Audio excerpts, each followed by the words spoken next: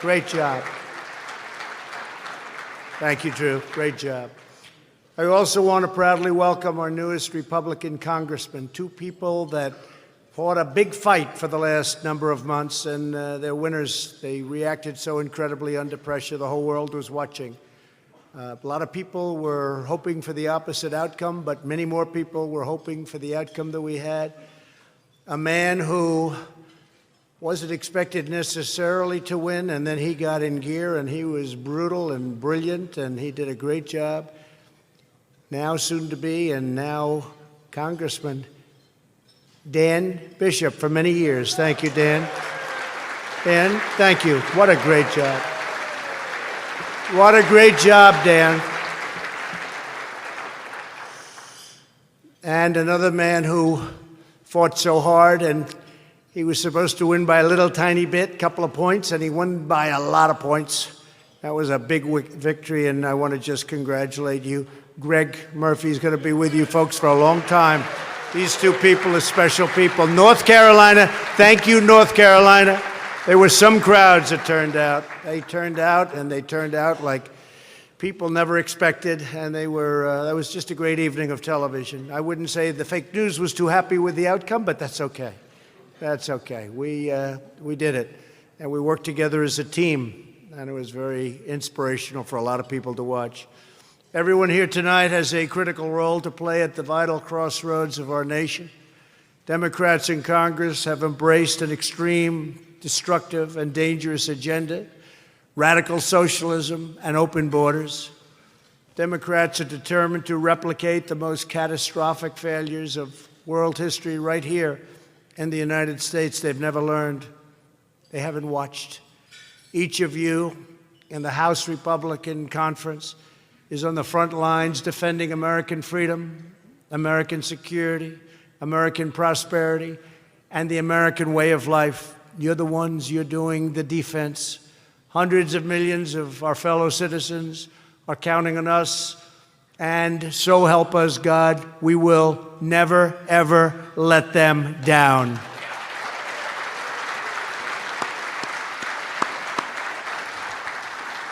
Together we're going to fight historic battles, and we have historic battles ahead of us.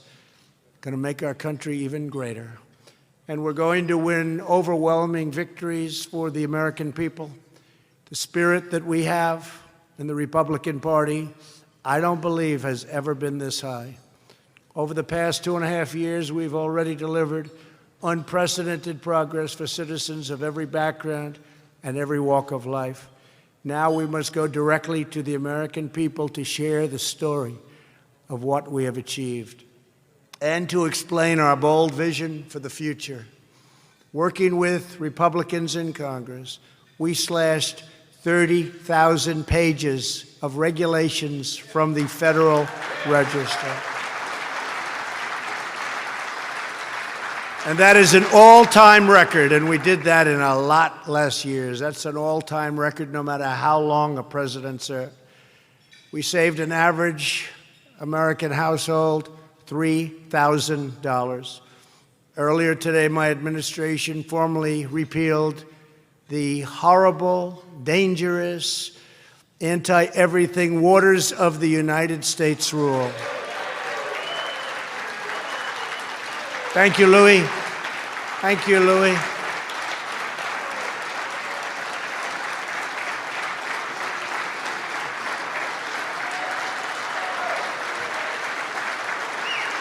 Thank you.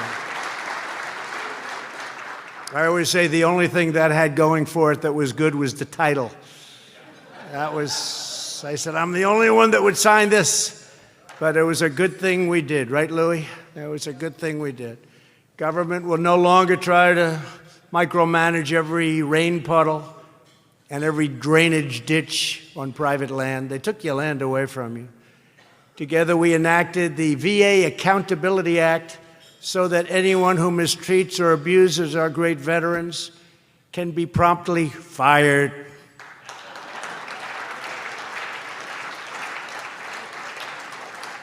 There was a time you couldn't fire anyone, no matter how they treated our veterans, whether they stole or they were sadists, and we had some of them too. You couldn't fire them. And now we can do it very, very quickly and easily. They don't treat our veterans well. We get them out. Since then, we've removed more than 7,600 employees who failed to give our vets the care that they so richly deserve. We're also very proud to tell you that the Veterans' Choice, which is something special, so special, they've been trying to get it for decades and decades, choice, so that more veterans have the right to see a private doctor if they have to wait online instead of waiting for 2 weeks or 3 weeks or 5 weeks or numbers that you wouldn't even believe.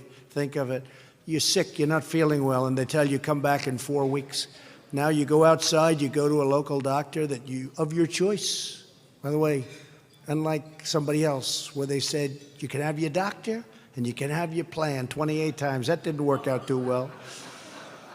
You go out, you see a doctor of your choice, we pay the bill, and it's been an incredible thing. I'll tell you, what's happening at the VA has been really something special. If you look and you just see it. All you used to see and read about is how bad the VA was run, how horrible it was, and you don't hear those stories anymore. Now, you know, what will go is these people will run out, and they'll start trying to find somebody who is unhappy, thousands and hundreds of thousands of people. Who's unhappy? Please call us immediately. And that's the problem. But I will tell you, people are really happy. What we've done there is incredible. We achieved record funding to restore the awesome might of the American military, $700 billion last year, $716 billion this year. And now just approved, thank you very much, $738 billion next year. More money by far than ever before.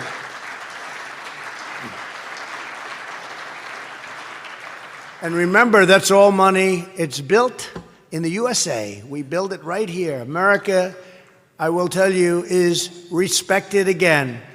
Our nation is stronger today than ever before. We have the greatest equipment. We have people with spirit like they haven't had. But we now have the greatest equipment. When I came in 2.5 years ago, our equipment was old and tired. Our ammunition was low. Our planes didn't fly well. Many of them didn't fly at all. Now we have beautiful new planes and jets and fighter jets and bombers, and we have everything. And hopefully we don't have to use them too much, and maybe we don't have to use them at all. But we have the greatest military we've ever had.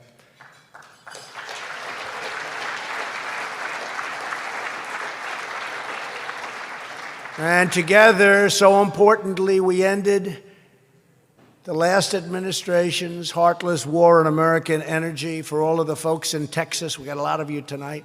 You're very happy, and plenty of other places, but you're very happy. The United States is now the #1 energy producer anywhere in the world by far.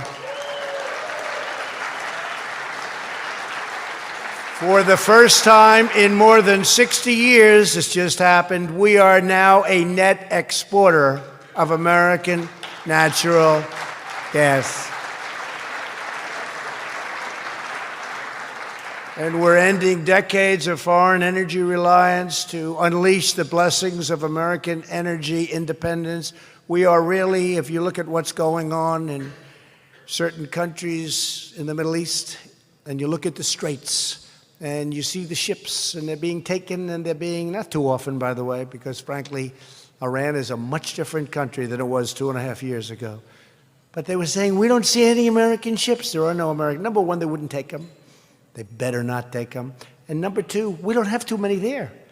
We used to be flooded. We used to get everything there. And now it's a whole different story. We're very energy independent. We've invested billions of dollars to combat the opioid crisis and those struggling with addiction to find access to treatment, education, and employment, a tremendous problem. We've had tremendous success with opioid. Not that it goes away, but we're looking very strongly for something that can really take away the pain, just take away the pain without being addictive. And we're getting very close, but this is a brutal, people go into the hospital for a week and they come out drug addicts, they come out addicted. It's a terrible thing, but we're working very hard and we're getting very close. Finding a painkiller that's not addictive. For the first time in 3 decades, drug overdose deaths have declined. Think of that, over 30 years. First time.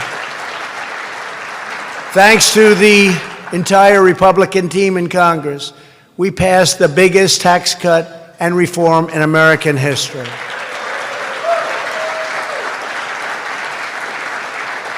And we're now working on a middle tax, we're working on a tax cut for the middle-income people that is going to be very, very inspirational. It's going to be something that I think it's what everyone's really looking for, and we'll be announcing it sometime in the next year. But it'll be a very, very substantial tax cut for middle-income folks who work so hard, and we'll look forward to that. We're going to work on it all together. And you see what the other tax cuts done. And frankly, I'm not sure, but I would say that the regulation cuts, those massive cuts in regulation, we still have plenty of regulation, but those massive cuts probably equal the tax cuts in terms of jobs and in terms of businesses. So the combination of everything really worked because we probably have, right now, the strongest economy in the history of our nation.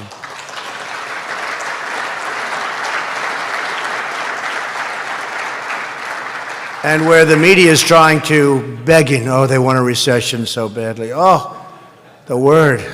And every time they go after us, you notice, the market goes up. It's the craziest thing. You're going to have to explain this one to me. But we're doing great. We're very close to having another stock market record. Went up again today. And we had, I think it's over 100 records. In other words, days where the stock market hit in the history of our country all-time highs. I think it's over 100. I'll get you the exact number, but it is really something. And we are very close. And after, about 3 weeks ago, if you listened, it was like doom and gloom. I don't think they believed it, but that's okay. And I will tell you, we're doing very well with China. China would like to do something. We're taking in billions and billions of tariffs, and they're eating the cost. This is not being borne very much by us. They're eating the costs. But we're taking in billions and billions, money flowing in. We've never taken in 10 cents from China. And they want to do something because their supply lines, their supply chains are being broken like toys. And people are leaving, and millions of jobs in China are being lost. And we don't want that, but we want a fair deal. We lowered our business tax from one of the highest in the world to one of the most competitive. Since that law was passed, nearly $1 trillion have returned to our shores. $1 trillion. It was part of what we did. We doubled the child tax credit.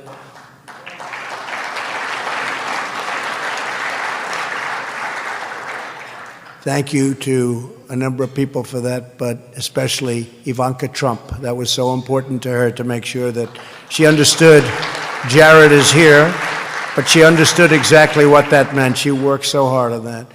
We created opportunity zones to revitalize distressed communities. Tim Scott was fantastic, and so many other senators, they worked with us so hard on that. But Tim Scott in particular really worked hard, South Carolina, and we thank Tim. But they are doing numbers that nobody believed possible, the opportunity zone. So much money is going into areas where it would never see money and hasn't seen it in a long time.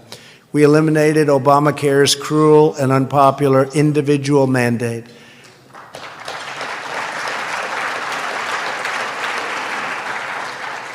Since our election in 2016, we've created more than 6 million new jobs, including over 1 million manufacturing, energy, and construction jobs. Remember when President Obama said, no, forget the manufacturing, not going to happen. Well, we have almost 600,000 just in terms of manufacturing jobs, and nobody thought that was possible. And frankly, as soon as we get the trade stuff perfect, just the way we want it, we'll only sign it when it's good, really good. Wait till you see what happens with this economy. We are ready to really rock it even more. We've done very well. You go from election night, the day after, take November 9th, and you look at the numbers on stock markets, over 50%. 401ks are through the roof. People come up to me all the time, thank you, sir, my 401k is up 72%. It's up whatever it may be, numbers that they've never had before. Nobody's ever seen anything like it. And this is when we're fighting people on trade, when we have There's great military, and we defend countries that are immensely wealthy, and they don't help us out. They don't pay us for almost anything. And we're talking to those countries. They're our friends, they're our allies. Sometimes our allies treat us worse than anybody else, but we can't let that happen, and they don't want to let that happen. Just takes a little getting used to, because nobody's ever asked them, look, we're defending your country, you're rich as can be, you got to help us out, you got to pay a little bit. And they go, no, no, no. I say, no, no, no, King, you got to pay. No, no, no, Mr. President, Mr. Prime Minister, you got to pay. You got to pay. And the answer is, but nobody has ever asked us to do that before. I said, that's why I'm different. That's why I'm different. I'm asking you to do it. I always say, tell me, why are we defending you free? Or why are we defending you for a tiny fraction of what it costs? And then you take advantage of the United States for many years on trade. So we get killed with trade, we get killed with defending your nation.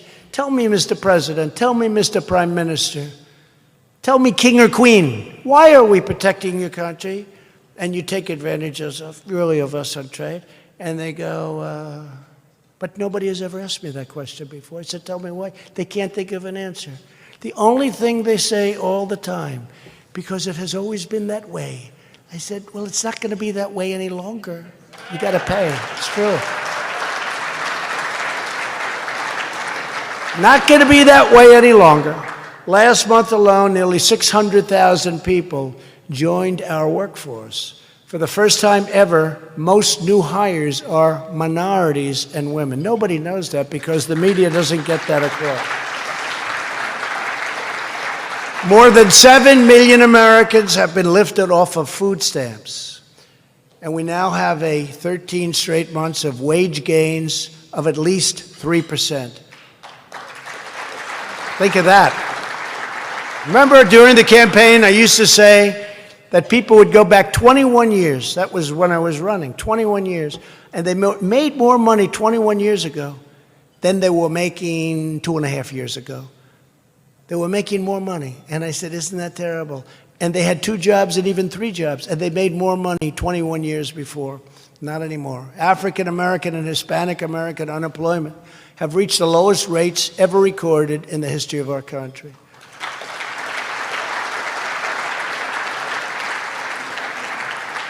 I wonder if that will be mentioned tonight during the debate. I don't know. I have a feeling. What do you think, Steve? I don't think so. Kevin, you think they'll be talking about that? I don't think so. That's a good debate point. As they hit me left and right, I'll say African American unemployment is the lowest it's ever been. And just leave the stage. Say thank you very much. Good luck. But another good one is that African American and Hispanic American poverty rates have also reached the all-time, in our history, record lows. I mean, how do you lose this debate? How do you lose the debate? That's a tough one to beat also. Our pledge to the American worker has already secured commitments for 13 million employment and training opportunities for American citizens. We have these great companies, greatest companies in the world, and they're training people. Government can't really train them. We're training people through these incredible programs where we're going to these unbelievable, Walmart as an example, and so many others. We're going to the companies and they're taking people and training them. We could never train them for that. Nobody can train them for that, only the company itself. 13 million people, and it's something beautiful to see. We gather tonight to celebrate these extraordinary gains. We've done things that I don't think any administration has even come close in the first 2.5 years. We have done things that very, very few have even thought about doing. But we also meet to prepare for the coming fight, because the traditions and beliefs that have made the American dream possible are under attack like never before. You've never seen anything like it. I've never seen anything like it. House Democrats are pursuing the most radical far-left program ever put forward in that historic chamber. It's the Democrats and it's the media. We're fighting 2 battles. The Democrats and the media. It's as if they're one, because they are one. They're working together, they're colluding, and they're obstructing.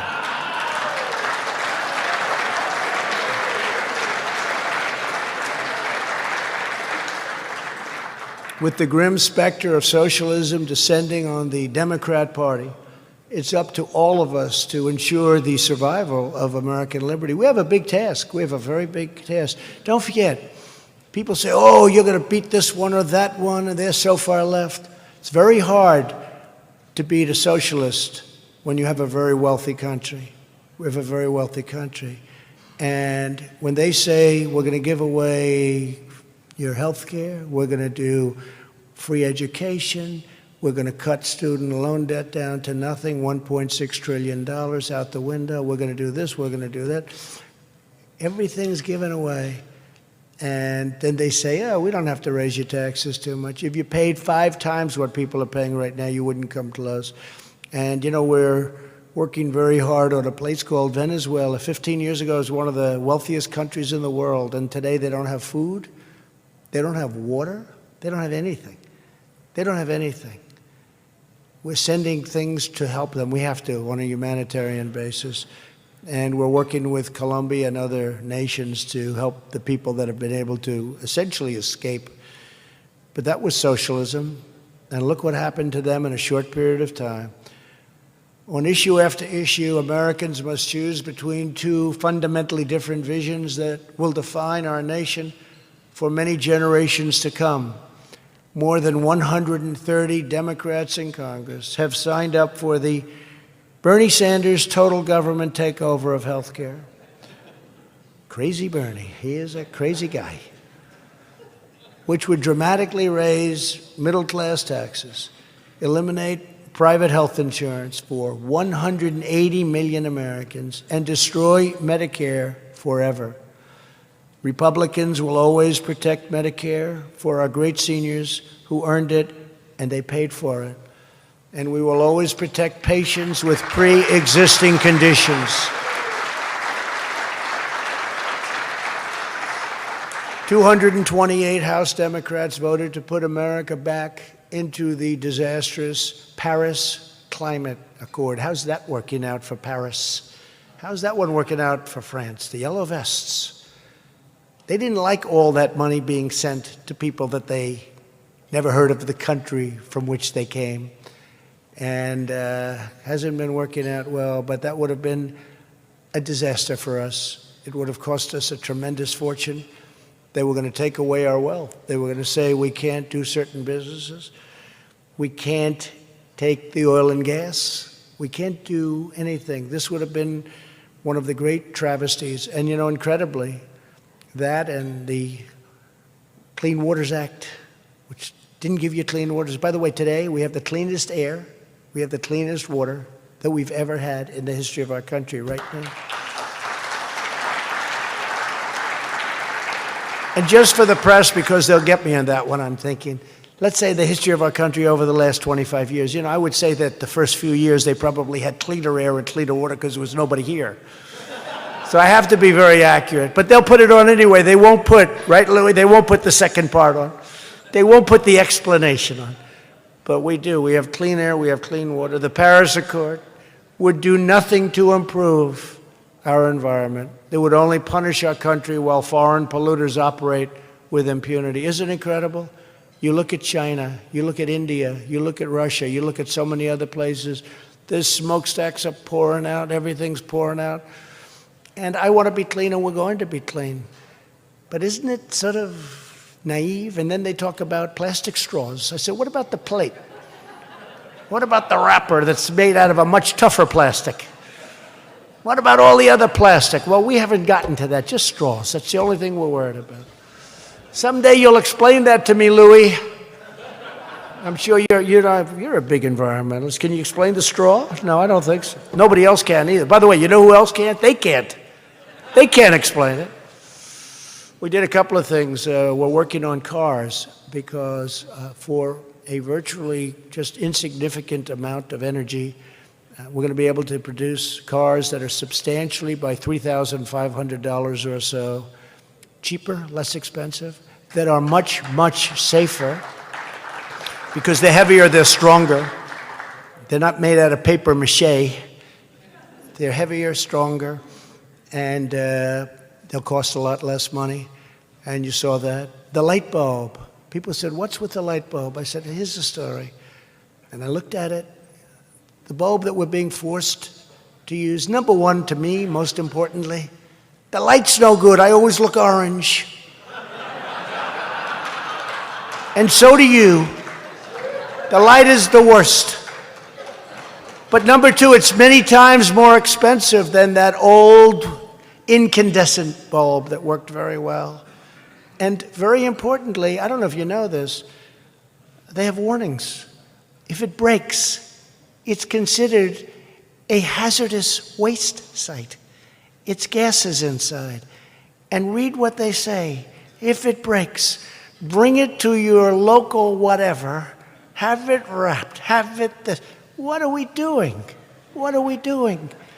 And I said to one of the top people today, well, they break a lot, don't they? Yes, sir. What do? They just throw them away. They don't care. But they call it hazardous waste. But it's many times more expensive. And the light is not as good. I mean, frankly, the light is not as good. So we're going to sell that, but we're also going to sell incandescent bulbs. And people are so happy about it. It's really been pretty amazing.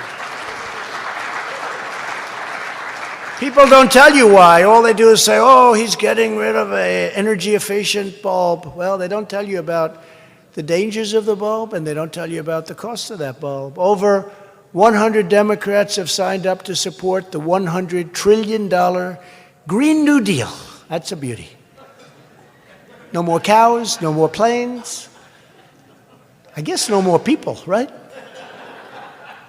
Because Kevin is just like a cow, he's just smaller. I had to pick somebody for that one, Kevin, and I just looked at that beautiful political face of yours, you know. There's a little truth to that. But this Green New Deal is crazy. Now they're talking about it tonight. I see hardened Democrat politicians that have, been smart, and I say, it's incredible. They're standing behind AOC. I call her Cortez because you don't have enough time to go through the whole name. I just call Cortez. They don't like that when you call her Cortez, but her name is Cortez, too long. Or I call her AOC. Then I call the others AOC plus 3. They don't like that. AOC plus 3. That's the definition. But I see her and I see what she's talking. She's going through this deal. It's so insane. But I don't want to talk about it. It's too early. I hit Pocahontas way too early. I thought she was gone. She's emerged from the ashes. And now it looks like she could beat Sleepy Joe. He's fallen asleep. He has no idea what the hell he's doing or saying. And President Xi of China, he is tough. Oh, boy, he's a furious kind of a guy. Great guy, but furious. He's dying to see. He wants Sleepy Joe. Can you imagine those two guys in a room? Here's Xi. And here's Sleepy Joe. What? Where am I? Where am I? Just sign here, Sleepy Joe. Just sign here. Like you guys have been doing for the last 25 years. Let us keep taking $500 billion out of your account. Let's keep rebuilding China with America's money. That's stopping. A lot of things are stopping that are bad and foolish, crazy. But we won't let Democrats obliterate domestic industry and cripple working-class families with sky-high energy prices. Democrats are proposing to pack the courts with lawless activist judges. We have one. We have many.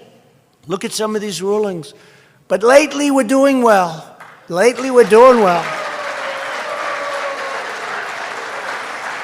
And today, I signed the 150th judge, federal judge. Think of it, 150, including Court of Appeals and 2 great Supreme Court justices. Think of that. And yesterday, coincidentally, we just won the asylum case, the big one, the big one. And we won it in a vote of 7-2. So that wasn't a very close one, Kevin. 7-2. And to me, so importantly, because we want to build that wall, we're going to build that wall, and we are building that wall because 3 months ago we won the case on the wall. So that wall is being built, and it's being built rapidly. And we hope to have as much as 500 miles of wall built by the end of next year. 500 miles, that's a lot. That's about what we want. And that's being built despite the most obstructive group of people I've ever seen.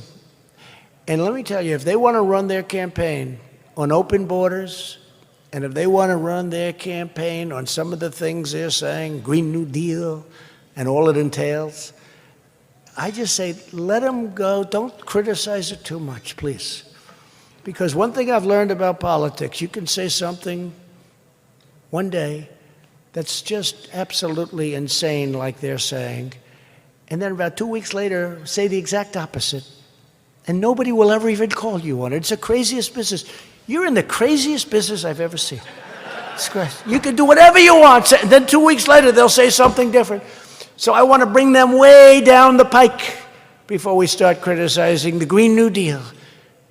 So I just want to say, because we get a lot of television watching tonight, even though I guess they should be watching the debate, but they're probably watching us. But we have a lot. See those cameras back there? We kept the reporters out, but we have those cameras. See those red bulbs? That means we're on live. But I will tell you this, the Green New Deal, we just want that thing to go as long as it can. Because anybody that can win office promoting the Green New Deal, they deserve to win. They got to be really good. They got to have the greatest line of crap anybody's ever had in the history of politics.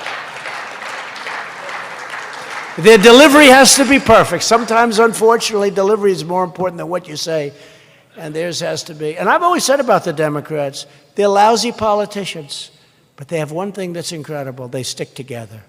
And you people have to stick together.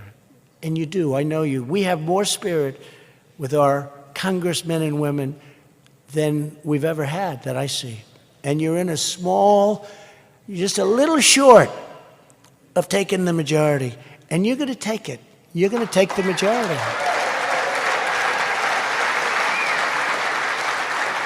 And Dan Bishop and Greg Murphy, they'll tell you because they saw what happened. We went into those communities and they went out to vote like nobody's ever seen before. And I'm going to stop at every community that I can. We're going to make a list of 50 or so, and we'll stop there. I got a lot of energy. That's good. If you don't have the energy, you can forget that one. Hillary should make 2 stops and she'd say, I got to rest for a couple of weeks. Let me rest for a couple of weeks. No, she didn't like stairs. She didn't like airplanes. She didn't like a lot. She said, I don't have to go to Wisconsin to campaign. Her husband, Bill, who's a pro, said, you know, I saw what they're doing in Wisconsin. I don't like it. There's a lot of those Trump and Trump-Pence signs out there. There's a lot of them. I don't like it. Don't worry about it, darling. Wisconsin's going to be just fine. The winner of Wisconsin is Donald Trump. There's a lot of signs, he said. In Michigan, there's a lot of signs on the lawns. I was there. There's signs all over the place. You got to go back to Michigan more often. No, you don't understand. Michigan hasn't been won for decades by a Republican. My people tell me we're great. I don't know who her people were. Now that's called, if they ever threatened me with that I colluded with her people, that I could understand. That I could have. Because they told her, don't go back to Michigan, darling, you're okay, don't go back. Donald Trump has won the great state of Michigan. Donald Trump has won great state of Pennsylvania, great state of North Carolina, the great state of Florida, the great state of South Carolina. Remember they said we were going to lose Texas. They didn't say that. You know, look, they're crooked as hell. But they did say, remember? They said Texas is in play. So being somewhat new to the game, like having done it for about 3 months, I said, let me ask you a question. What does it mean when they say it's in play? Sir, that means it's too close to call. Well, I'm like 6 or 7 months out there saying Texas is in play. So I said, I don't think so. I went to make a speech. We had a line that was miles long. I don't think so. And everybody else was telling me. A great guy got on in Texas, and he's wearing this big cowboy hat, this beautiful hat. I wish we could wear them. Nobody would ever look at my hair and criticize me. I'd wear that hat. I'd never take it off. You ever notice in Texas, they sit down and have breakfast here. They wear the hat. I like that. I would do that. I don't have to worry about hairspray. I don't have to worry about my hair blowing, beautifully blowing in the wind. And this guy's on television, big, strong Texas guy. And they asked him about the race being so close. This is like 5 months before the election. He said, I don't know where you come from, but I come from Texas. And I'll tell you a couple of things, but one of the things I'll tell you for real, this race ain't close at all. Trump's going to win by a lot. So we get to the evening, and they're saying Texas is in play. It's too close. The polls close at 8 o'clock. Now, unless you have a huge commanding lead, it takes an hour, 2 hours, 3 hours before they predict, right? Before they say who won. And the polls close. The polls have closed in Texas. Donald Trump has won the state of Texas. And for like 6 months, and then today I heard it again. I think it was boot edge edge. Boot edge edge. They said, think of it as boot and then edge edge, because nobody can pronounce this guy's name. Nobody. Boot edge edge. They say boot edge edge and Trump. What I've done for energy, if anybody beat me in Texas, I don't think anybody can beat me. I don't think Rockefeller can beat me in Texas. The real Rockefeller, the first Rockefeller, I think he'd have a hard time beating me in Texas. But anyway, they said, boot edge edge. Do you believe this guy? He's doing a rotten job running his own city. Lousy job. But they say Buttigieg is 2 points up in the state of Texas against President Trump. I said, I don't think so. I don't think so. No, I don't worry about that too much. What do you think, Louis? Who's winning Texas? You think Buttigieg is winning Texas? I've had him up to here.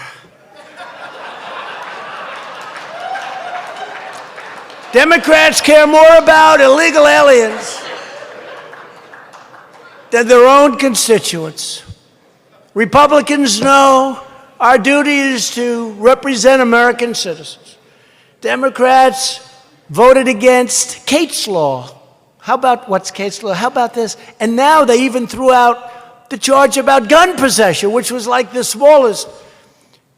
He got away with murder, got away. Can you imagine? But it's not over yet. It's not over yet. What a horrible thing took place in San Francisco with that incredible, beautiful young woman holding her father's hand and saying, Daddy, Daddy, what happened? Can you imagine the shock of it? That's just incredible. And this lowlife gets out. And people all over the world see that, and they say, what the hell is wrong with the United States of America when they see that? Last year, more than 80% of House Democrats refused to support our heroes, ICE. And nearly every House Democrat voted in favor of sanctuary cities allowing illegal aliens with severe criminal records to terrorize innocent communities. And these two guys were tremendously successful in North Carolina because all we kept doing is saying, the governor and all of these Democrats, right, Dan? All of the Democrats want sanctuary cities, and they let somebody out fairly recently, and that somebody wreaked havoc. I won't even tell you it was so horrible, but wreaked havoc in a community. Instead of taking them, giving them to ICE, we would have done what you had to do. But I'll tell you, the folks at ICE and Border Patrol and law enforcement, they're not treated properly, and we respect them. Most Americans really respect them.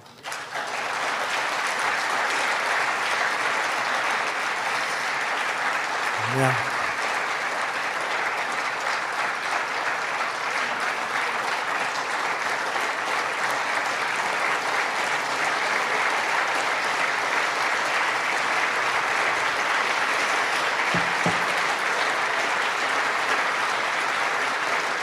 You know, we have MS-13 coming in. These are the toughest people you've ever seen, but they're not as tough as ICE. And ICE runs into their nests. You know, they call them nests. These are people that don't even like guns because they're not painful enough. They take young women, they slice them up with a knife. They slice them up, beautiful, young, in a case, 2 16-year-old young girls walking home from school. They took them and they sliced them up because it was more painful. They killed them. Animals. And then if you use the term animal, I mean, look, you know, Nancy Pelosi attacked me because I called them animals. Remember that? She said, they're not animals, they're human beings. Well, I don't think so. But ICE will go into a nest. They call it a nest.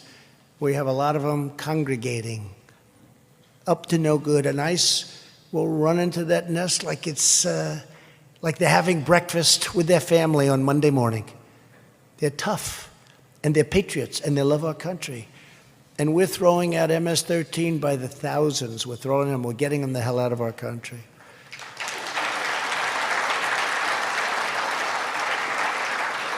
And even tough sheriffs say, you know, sir, better that they do it. And I agree with them. Better that they do it. And the sheriffs are great, but they say better that they do it. And then you have the Democrats, they want to keep them around, and they want to actually take care of them and protect them. And I don't know, if you tell me that's good politics, and I don't even care about the politics, but it's so bad for our country. But if you tell me you can win with that, with open borders, with no ICE, you don't have ICE, this country would be overridden. We take out thousands of people, bad people, really bad people. Public servants make a sacred pledge to defend the nation and its people. Politicians who support sanctuary cities have forsaken this solemn vow, instead of making a shameful pact to shield and harbor criminal fugitives at any cost. They will do it at any cost. But I'll tell you, people in California, and I see it more and more, they don't want sanctuary cities. It's the politicians that want them. A lot of the people are revolting in different communities. They don't want sanctuary cities. They want to be safe. They can't be safe with sanctuary cities. They're protecting, in many cases, criminals. In July, Montgomery County, Maryland, declared itself a sanctuary city for criminal aliens, forcing local jails to release these dangerous inmates instead of safely handing them over to ICE. Just hand them over to ICE. ICE will take care of the rest. Less than 2 months later, 8 illegal aliens have already been arrested for rape or sexual assault of a minor. Last month, local officials in Montgomery County released an accused criminal alien rapist back onto the streets, defying ICE's very powerful request to turn him over to them. In March, local officials in Durham County, North Carolina, ignored ICE and released an illegal alien arrested on felony robbery charges. A short time later, that same illegal alien was charged with murder of a 19-year-old woman in Georgia. This is happening, by the way, these are stories. I could give you these stories all day long. I love the angel moms. I just love those women. I got women and families, but I got to know a lot of them, what they've suffered and how they've suffered. And they're scorned by the radical left. They're scorned. Who could scorn a person who lost their daughter, put in an ash can and burned, stuffed into an ash can and burned? And they find the person, and it's like, who could endure what they've been through? And it happens a lot. Few stories, it happens a lot. Far worse than what I'm telling you tonight. Far, far worse. Democrats believe our cities should be sanctuaries for violent criminal aliens. Republicans believe our cities should be sanctuaries for law-abiding Americans.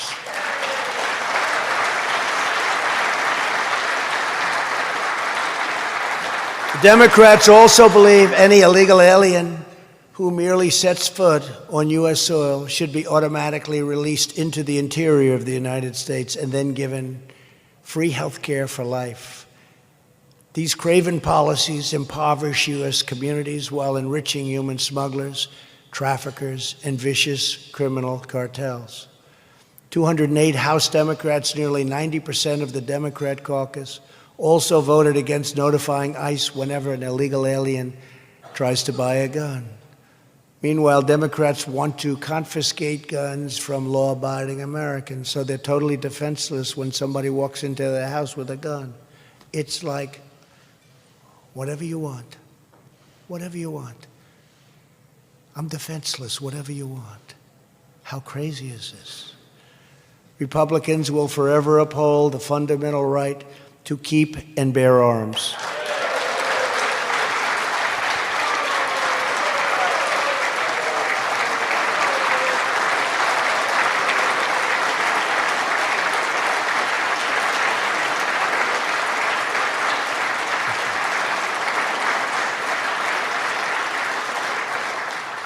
Thank you. The agenda of the Democrat Party is the demolition of the American middle class, because that's what happens. Our Republican agenda is to make our neighborhoods safer, our families stronger, and our middle class bigger and more prosperous than ever before. And we're on our way to doing it. But we have to win this next election. You know, I said the other day, and I don't know if anyone said it before, but it sounds like it should have been said many times before, but it's like a plant. You grow the plant, you put the plant in, but it hasn't really grabbed on yet. And it won't grab on. It needs a little time. We need a little time. We've done tremendous changes in our country, tremendous changes, and we're going to do other changes, a lot of really great other changes. But we need that additional time to let it grab on, because they will destroy so much of what we've done. And we can't let that happen. You won't have energy. You won't have business. You won't have jobs. You won't have income. It'll be a disaster. So you have to fight like hell. I tell the story of a man who hates me, one of the most successful business people. Always hated me, and I've always hated him. I can't stand that guy. And I meet him recently, and I see him, and he's working with my people on helping us out with fundraisers and everything. I say, what are you doing here? I'm trying to help you get elected. I said, you got to be kidding me.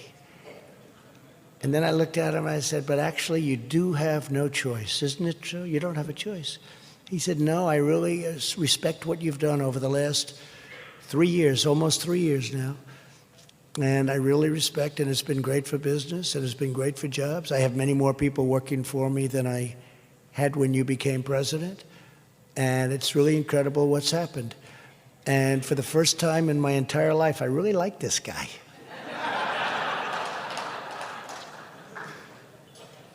Although he's a tough guy, he's a bad guy. But no, he's one of many. I go to audiences. I was joking one time recently. I walked up to him. I said, listen, I don't have to make a very long speech. You really have to elect me. Whether you like me or not, it makes no difference, because our country will go to hell if any of these people get in. It'll go to hell. So I'm going to leave now. Goodbye, everybody. And I joked. And then I came back and I talked. But I said, you know, I was joking, but I'm really not joking. You have no choice, because whoever they put in, the saner they are, the worse they're doing. And whoever they put in, it looks like it's going to be a revolution to the left. They're going to take your money. They're going to take and very much hurt your families. I just don't think people can allow that to happen. We have a country that's doing, I think, better than ever before. The economy is the strongest it's ever been, most powerful, our military, all of the things we've discussed. You have to fight so hard that we win this election. You have to fight so hard. I had a big meeting today on ethanol and the farmers, and it was an incredible meeting. And I sat around, and Chuck Grassley was there, and Joni Ernst, and John Thune, and Mike Pounds, and so many, just a whole group of great people. And just sitting around a room.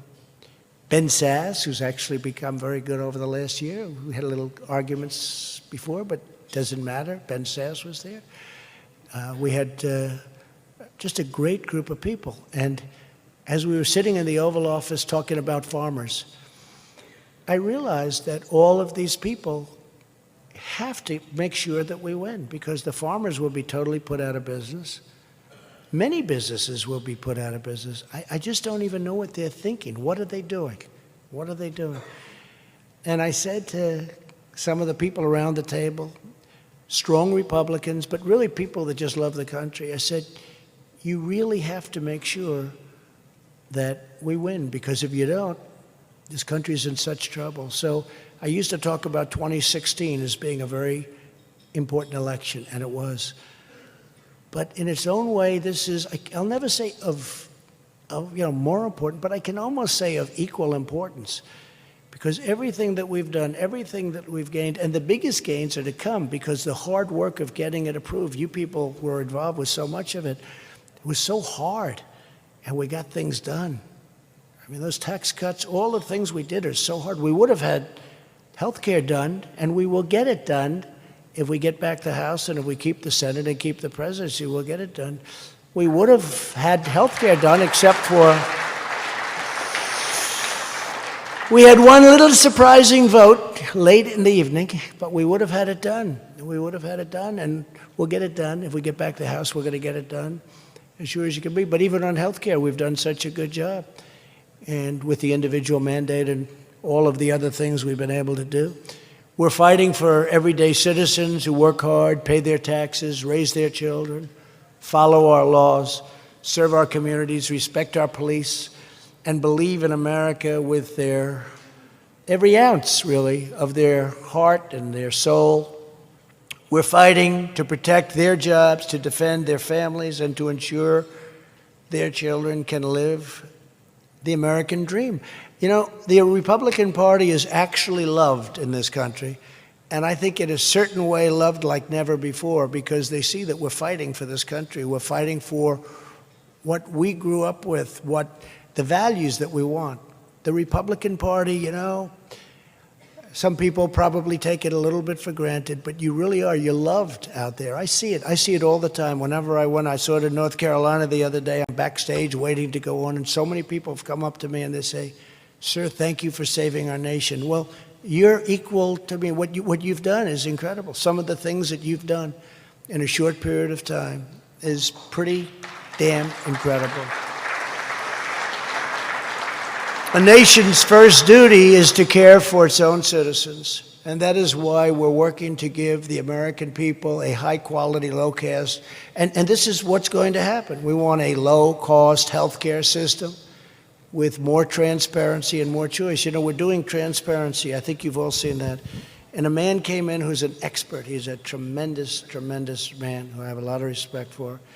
And he said, transparency. I said, explain transparency. Sounds very simple. And I got it done. This is where people can go to hospitals and price, and they can pick their doctor. He said, sir, this is bigger than any health care you can do. You watch. And it'll be put into effect. Secretary Azar, who's doing an incredible job. It'll be put into effect fairly soon. We signed it about 4 months ago. It's being worked out. People are able to go in and negotiate the prices. You know, you have these horror stories where a woman will cut her hand and go into a hospital. You don't ask how much, but they'll go into a hospital and have their hand, and then they'll get billed $5,000. And they don't have $5,000. The horror stories are unbelievable. And we went through it, and some of you were in the room when I did signings, but we're having transparency where you can have lists of prices. When you have some problem, they list it. You can go and negotiate prices. You can go to the drugstore and say, well, we want to see how much is that, how much. You know, right now you can't even do that. They don't let you do that, but now we do. And we've opened that up too. We've done a lot. Right to try is something we've done a great job. You people have. You have to see the results on right to try. But a person can be terminally ill in the old system, and we could have a drug that we know works, but it's still going to take another year or two of testing, and would tell the person, I'm sorry, we can't let you use that drug because it may hurt you. Well, you're going to die within 3 weeks or 4 weeks. You're terminally ill. They've wanted to do this for 45 years, and it's not as easy as all that.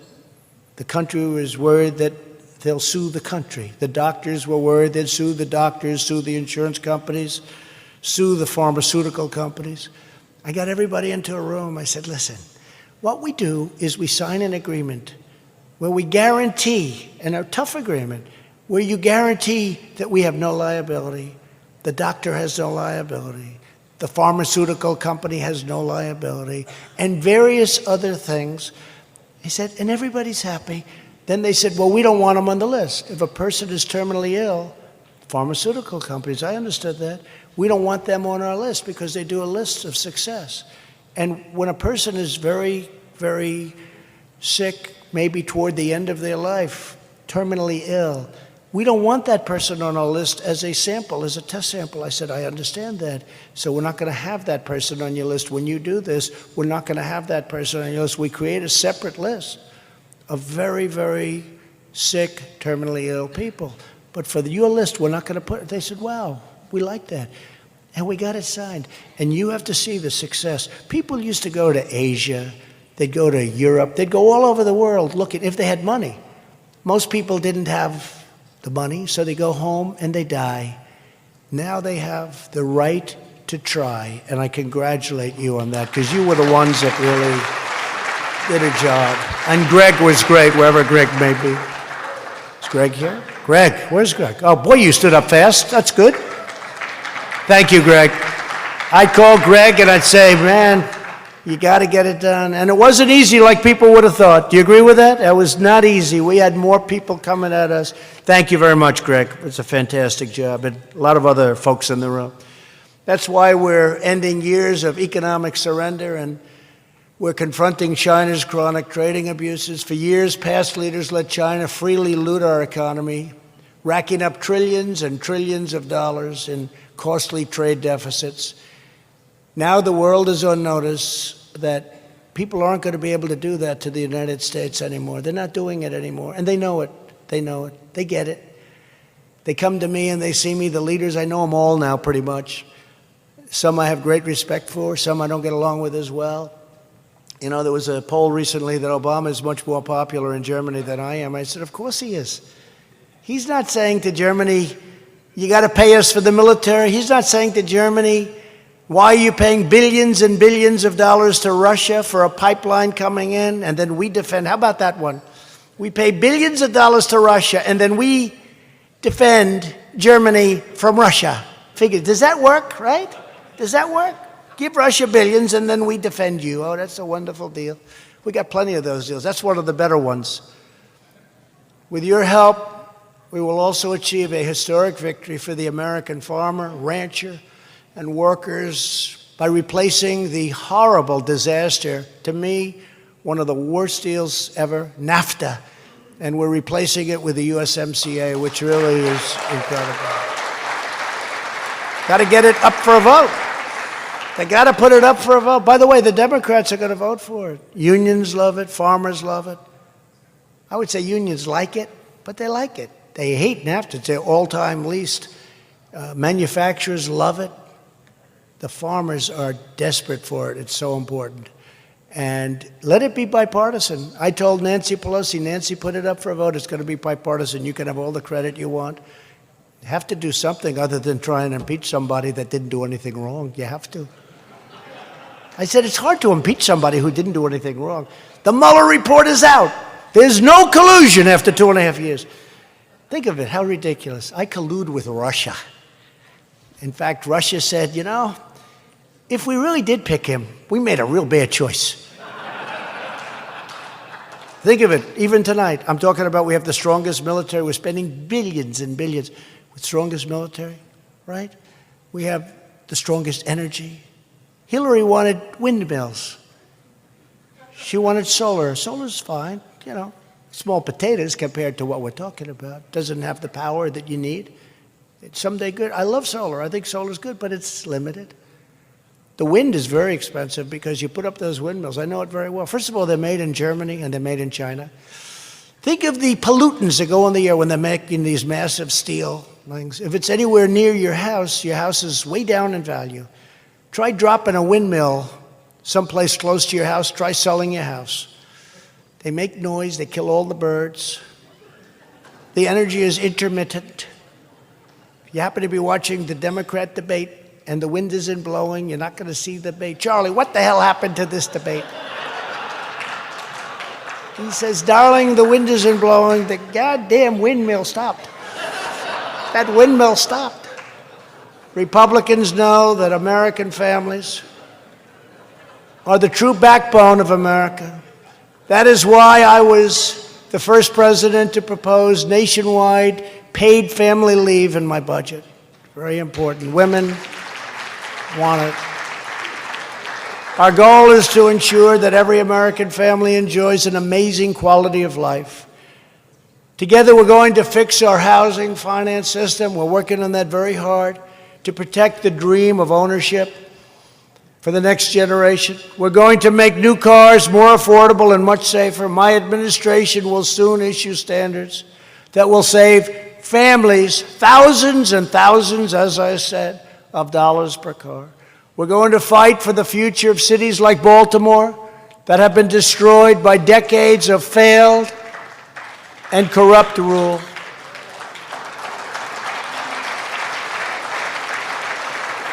The left-wing agenda of total government domination, crushing regulation, crippling taxes, unrestricted migration, and think of this. It's undermining all law enforcement. They undermine law enforcement, and they devastate America's inner cities. They've been devastated. And even the cities like Los Angeles, look at what's happening. It's like, look at what's happening. San Francisco. Take a look at what's going on. And we're going to have to step in and do something about it because we can't allow that to happen to our great cities. Los Angeles is a great city. We can't allow it. And in the not too distant future, you're going to see, we're going to step in. We're not going to allow it to happen where major companies are leaving their cities. They're leaving our country when they see that. You walk in, they pay a lot of rent. They walk into a beautiful building, the best street in California, and you have a site that nobody even can believe. Nobody can believe, and we're going to have to do something about it. And we will do something about it. We're going to give them notice. In fact, we gave them a notice today. Clean it up. You got to do something. You can't have it. These are our great American cities, and they're an embarrassment, what the Democrats have let happen. Republicans want to rebuild our inner cities and provide a future of limitless opportunity for all Americans. And Republicans believe that parents should have the right to send their kids to the school of their choice.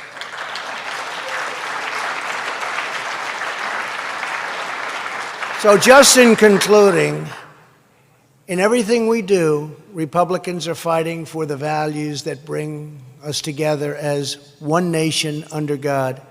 We support, protect, and defend the Constitution of the United States. We stand up for the heroes of law enforcement. We reject globalism, and we embrace patriotism. We believe that there is no treasure on earth more valuable than our American citizenship. We believe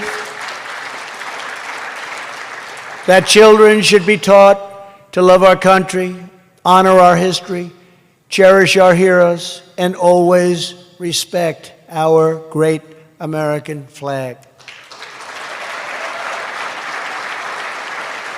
These are the values that unite us tonight. These are the values that bind our country. These are the values the American people share deep in their souls, and these are the values that Republicans will champion all across the land, and that's what's happening, and that's why people love what you're doing. That's why people are loving the Republican Party again. Our task is to be confident in these truths, certain of this vision, bold in our actions, and forever loyal to the citizens we serve. If we stay true to our mission, and we have to stick together like they do. They got nothing else on us.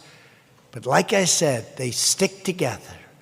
If we remain firm in our convictions, if we always put America first, then there will be no limit to the progress that we will make, no bounds to the good that we will do, no ceiling on the heights that we will reach, and no end to the victories we will achieve. We will win, win, win, and we will keep on winning. You know, I tell that story, and some people love it, and probably some don't, but I think they all love it.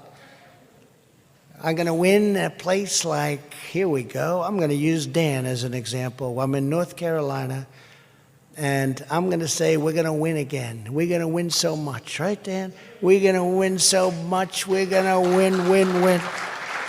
And our country, you go back, and we haven't been doing so much winning with trade and with all of these different things. And I'm going to go to Dan Bishop, and I'm going to say, Dan, we're going to win. And they're going to come in to see Dan. They're going to say, please, please stop the president from winning. We're winning so much. Dan, go visit. You're a new congressman. Go to the Oval Office. He respects you because unlike these other people, he doesn't know you so well, so you are still respected. And please see the president and talk to the president. Tell him to stop winning so much. We don't want to win so much in the great state of North Carolina. And I'm going to say, Dan, I'm sorry. I'm not doing that. We're going to keep winning, winning, winning. Right, Dan? We're going to keep winning, winning, winning. Congratulations. After all we've achieved and after everything that we've accomplished, our message is simple. The best is yet to come. The best is yet to come. Together, we will make America stronger and safer and prouder and greater than ever before. And I want to thank everybody for being tonight. You are a terrific group, and I know almost all of you. I like most of you. I know all of you. Now, you're a terrific group, and I think we're going to have a terrific long time together. And Kevin and everybody, I want to thank you. This was an incredible evening. Thank you very much. Great job. Thank you. Thank you.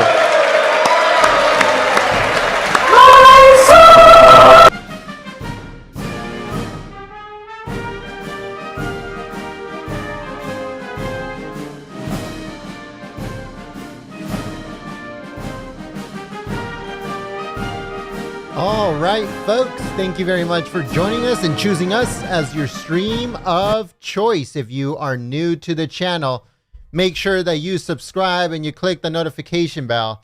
That way you can stay up to date on everything that is going on in politics. Once again, thank you so much to everyone that joined us and chose us as your stream of choice. You guys keep us on the air, folks. Every single time that you share live streams, every single time that you let people know about Golden State Times, you are helping us stay on the air, and for that, we thank you so much. Also, thank you so much to everyone that supported us through Super Chat and also supported us through membership. Thank you so much for your support, because that helps us get to events and it helps us get to the next Trump rally, which will happen in New Mexico in Rio Rancho. I keep on forgetting the name of the place where it's happening. Rio Rancho. Yeah. So Rio Rancho, New Mexico. It's happening this Monday. That's coming up. President Trump rally. 2 rallies in 1 month, folks. 2 rallies in the month of September. That's fantastic. But we need your help, and we need everyone's help, folks, when it comes to this, because we do not have unlimited funds like the mainstream media. We don't have that. We have to get there on our own. And it's quite expensive to get to these rallies and cover them. So we need as much help as we can possibly get. So every single time that a Patriot helps us through Super Chat, that helps us through membership, it gets us one step closer to getting to these rallies. So thank you so much for that. Thank you so much to George K for your support through Super Chat. All of those Super Chats, once again, helps us get to the next Trump rally, which will happen in Rio Rancho, New Mexico. And right now, we're trying to make sure that our systems are good and make sure that, we have everything situated for Rio Rancho, New Mexico for that rally. So stay tuned live here at Golden State Times for full coverage of that rally happening this Monday that is coming up. All right, folks, thank you so much for watching. If you're new, subscribe to the channel, click the notification bell. If you guys missed the president's speech at any point, we are uploading it on the channel right now, so make sure you guys stay tuned for that. Thank you so much for watching. My name is Jenna from Golden State Times. Before I sign off, thank you so much to the moderators for keeping the chat clean and enjoyable for everyone. We hope that you guys join us tomorrow for more love, more coverage of politics, President Trump at the White House, and all that good stuff. Also on our website, goldenstatetimes.com, and also on our news channel called Golden State Times Newsroom. So if you guys haven't checked it out, we encourage you that you check out that channel, Golden State Times Newsroom. We are over 15,000 strong on that channel in just a very short period of time. So we appreciate every single one of you guys that watches our videos at the newsroom.